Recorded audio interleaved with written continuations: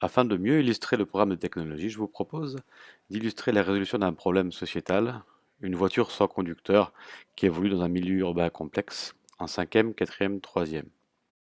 La décomposition en problème technologique permettra ensuite de déboucher sur l'algorithme. Plus précisément, nous allons illustrer le problème en essayant d'éviter les accidents. L'algorithme est très simple. On lance des séquences d'instructions, avancer, tourner, s'arrêter, et on interroge un capteur, le capteur ultrason, qui détecte les obstacles. Voici un des deux programmes que je vous propose pour résoudre le problème sociétal au niveau cinquième. L'objectif étant d'avancer en ligne droite, de détecter un obstacle par le capteur ultrason, et quand cet obstacle est détecté, de l'éviter en passant par la gauche.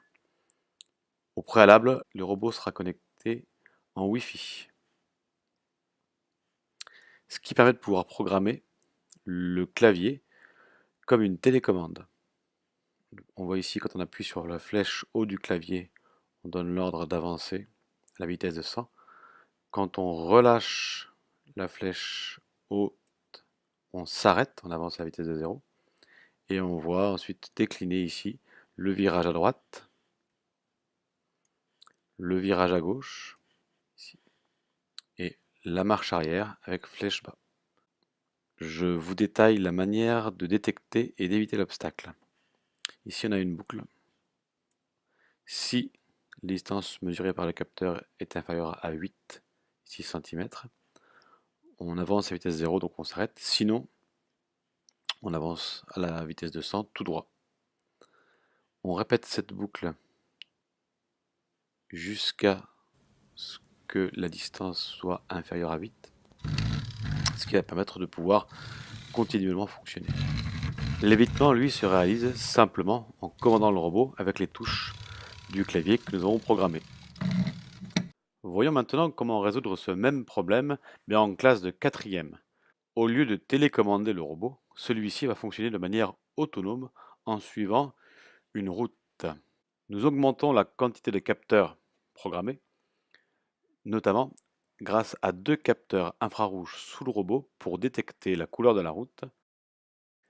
Avant d'expliquer le programme, parlons du pilotage du robot. Étant donné que le robot suit une ligne, il a besoin de pouvoir réagir très rapidement lorsqu'il détecte un obstacle devant. Le transfert des informations en Wi-Fi ralentissant les échanges entre la carte et le programme et les moteurs, je vous déconseille donc ce mode Wi-Fi, car le robot risque de rentrer dans les obstacles et de prendre trop de temps pour différencier les virages.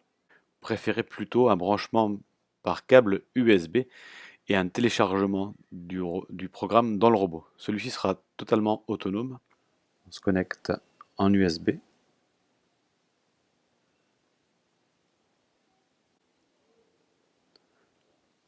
On téléverse le programme dans l'Arduino.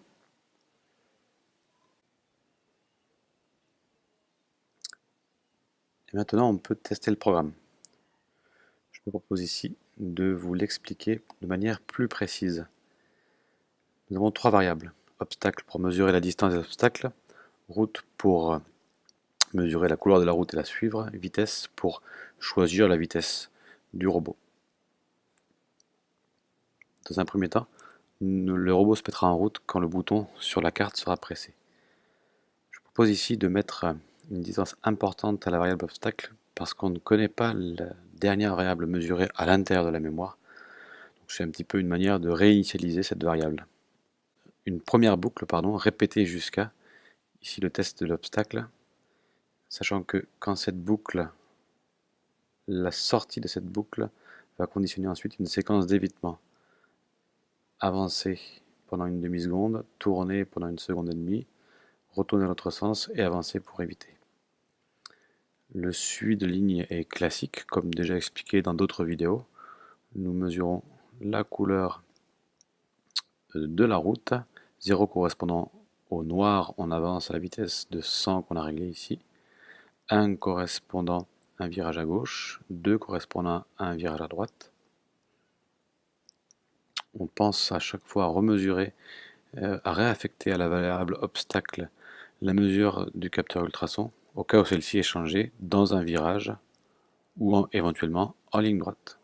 Comme vous pouvez le voir sur la vidéo, notre robot évite les piétons et continue sa route.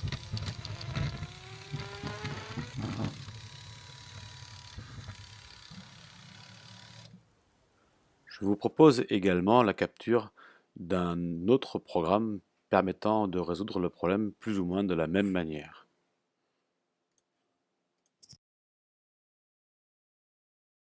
Pour finir, en troisième, la résolution est légèrement différente car le programme de technologie introduit la notion de comptage. Ici, on peut par exemple compter le nombre d'intersections afin de changer de direction. Le programme permettant de suivre une ligne et de compter les intersections est très simple. Nous ajoutons une variable, ici nommée intersection, qui va permettre de pouvoir compter les carrefours. À chaque carrefour, matérialisé par un trait blanc sur la route, la variable sera incrémentée. Plus en détail, le programme, on reconnaît une boucle répétée indéfiniment. On affecte à la variable route l'état du suiveur de ligne pour pouvoir avancer si la route est noire, tourner à gauche ou à droite dans les virages. Enfin, si la variable route est égale à 3, c'est-à-dire que nos deux capteurs gauche et droite mesurent du blanc, on va ajouter à la variable intersection la valeur de 1 pour pouvoir simplement compter. On demande d'avancer un reliquat pour pouvoir sortir de la zone blanche et revenir et être sûr statistiquement de revenir sur la route noire.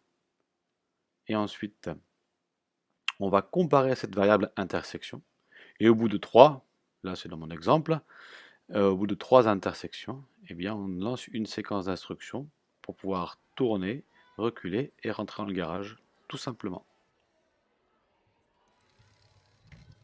On voit précisément les capteurs qui s'éclairent en bleu lorsqu'ils détectent les lignes blanches. À ce moment-là, la variable est incrémentée pour compter les intersections.